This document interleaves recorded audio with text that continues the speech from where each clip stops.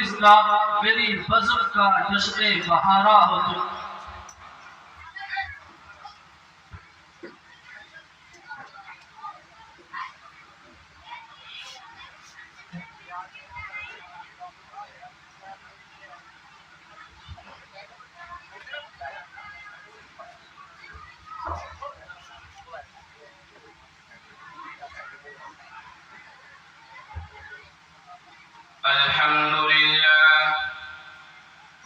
الحمد لله نحمده ونستعينه ونستغفره ونؤمن به ونتوكل عليه ونعوذ بالله من شرور أنفسنا ومن سيئات أعمالنا من يهده الله فلا مضل له ومن يضلله فلا هادي له قال الله تبارك وتعالى في الكلام المجيد يا أيها الذين آمنوا اتقوا الله ولتنظر نفس ما قدمت لغد واتقوا الله إن الله خبير بما تعملون۔ درود شریف پڑھ لیجیے ایک مرتبہ۔ اللهم صل على سيدنا وعلى آل سيدنا ومولانا محمد وبارك وسلم۔ 100 بار سوارا ہے ہم نے اس ملک کے گیسوئے برہم کو، 100 بار سوارا ہے ہم نے اس ملک کے گیسوئے برہم کو، یہ اہل جنوب بتلائیں گے کیا ہم نے دیا ہے عالم کو۔ پتا پتا بوٹا بوٹا حال ہمارا جانے ہے، پتا پتا بوٹا بوٹا حال ہمارا جانے ہے، جانے نہ جانے گل ہی نہ جانے باغ تو سارا جانے ہے۔ محترم سامعین کرام، یہ آج کا ہمارا جلسہ یوم آزادی کی مناسبت سے ہے کہ اس ہندوستان کی نیت سے تھے، لیکن ان کی نیت اچھی نہیں تھی، ان کی دل کے اندر کھوٹ تھا، وہ چند ہی سالوں کے اندر ظاہر ہونے لگا۔ ان کی تجارت بڑھتی گئی، اور جب ہندوستان کے مسلم حکمراں آپسی ٹوٹ پھوٹ کا شکار ہوئے تو انہوں نے اب حکومت کی طرف اپنے قدم بڑھانا شروع کر دیے۔ بہرحال کہ ایک وقت آیا کہ وہ ملک کے خطے خطے پر قابض ہوتے چلے گئے اور اپنی حکومت کا سکہ جماتے چلے گئے۔ تو اس کو سب سے پہلے محسوس کیا کہ یہ انگریز جس نیت سے آئے تھے آج ان کی نیت ظاہر ہونے لگی ہے اور یہ ہمارے ملک پر قبضہ کرنا چاہتے ہیں۔ آج کہا جاتا ہے کہ جنگ آزادی کی تاریخ 1857 سے ہے، نہیں میرے دوستو، تقریباً اس سے 100 سال پہلے سے مسلمان انگریزوں کے خلاف جنگ لڑتے چلے آئے ہیں۔ 1757 کے اندر جنگ پلاسی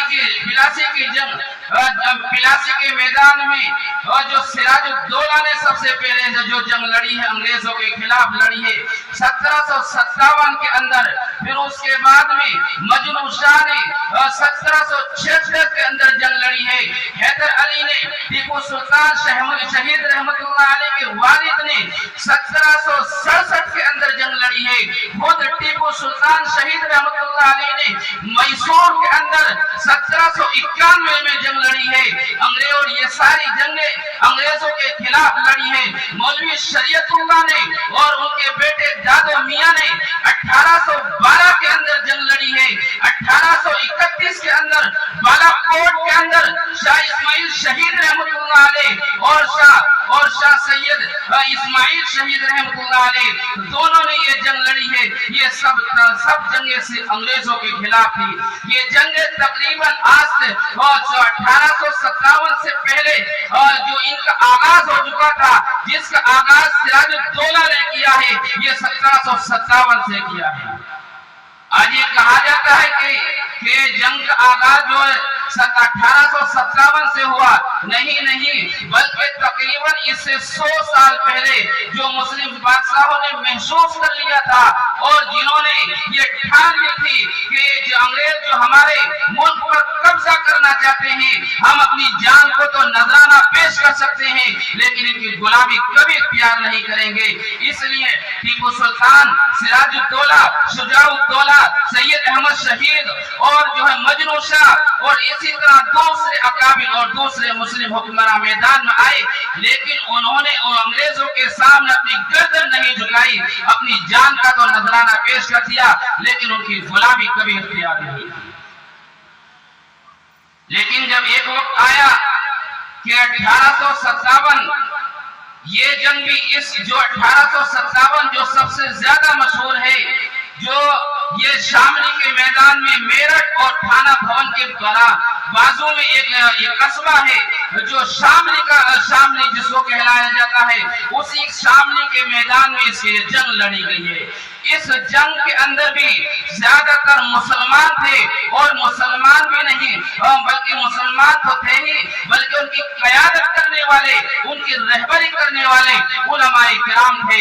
मौलाना कासिम नानोतवी रहमतुल्लाह अलैह, हाफिज जामिद शहीद रहमतुल्लाह अलैह, मौलाना मजहर नानोतवी रहमतुल्लाह अलैह और इसी तरह सैकड़ों अकाबिरीन थे जो इस जंग के अंदर बराह रास्त हिस्सा लिया और इसके अंदर भी ज्यादातर जैसे मैंने कहा मुसलमान शरीक थे। बहरहाल अल्लाह को जो मंजूर था हुआ तो वही कि इस जंग के अंदर भी जो शामली के मैदान के अंदर लड़ी गई, इसके अंदर भी मुसलमानों को नाकामी हुई। अब मुसलमानों को और बिलखुसूस उलमाए किराम को बड़ी फिक्र पैदा हुई कि अब क्या किया जाए। तो ये मशवरा हुआ कि जब 1801 बात की तरफ और मैं आपको इशारा करता चलूं कि जब 1857 के अंदर मुसलमानों को नाकामी हुई, उस जंग के अंदर जो है नाकामी मिली, अल्लाह को जो मंजूर था हुआ वही, लेकिन अब उसके बाद में अंग्रेजों ने और अब ज्यादा अपना जाल बिछाना शुरू कर दिया और अब पादरियों को लगा दिया। जो लोग जो मुसलमान उस जंग के अंदर शहीद हो गए थे, उनके बच्चे यतीम रह गए थे, उनकी बीवियां बेवा रह गई थी। अब अंग्रेजों ने और अंग्रेजों के पादरियों ने ये शुरू किया, जगह जगह ये तस्लीम करते, ये तुम्हारे बच्चे इधर उधर फिरा करते हैं, इन बच्चों को हमें दो, हम इनको अच्छी शिक्षा देंगे, अच्छी तालीम देंगे और इनको अच्छा इंसान बनाकर तुम्हारे हवाले करेंगे। उस वक्त जब ये अंग्रेजों की चाल को देखा तो उलमाए किराम को और ज्यादा फिक्र हुई कि ये अंग्रेज हमारी जान के तो दुश्मन हैं, अब ये हमारे ईमान पर भी डाका डाल रहे हैं। उस वक्त उलमाए किराम ने मीटिंग की और एक मदरसे की बुनियाद रखी जिसको दारुल कहा जाता है।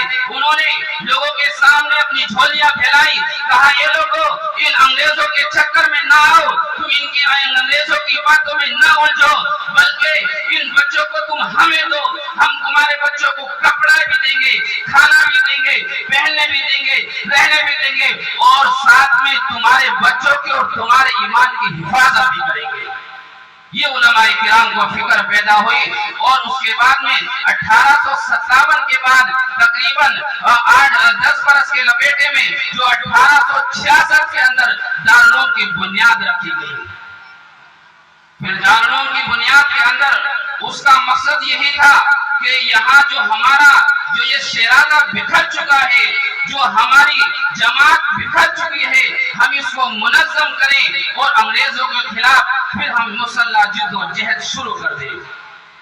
बहरहाल एक तालिब इल्म और एक उस्ताद को वहां बिठा दिया गया खुदा का करना, जो पढ़ने वाला था वो भी महमूद था और जो पढ़ाने वाला था वो भी महमूद था। वही महमूद जो बाद में हजरत शेखुल हिंद कहलाए।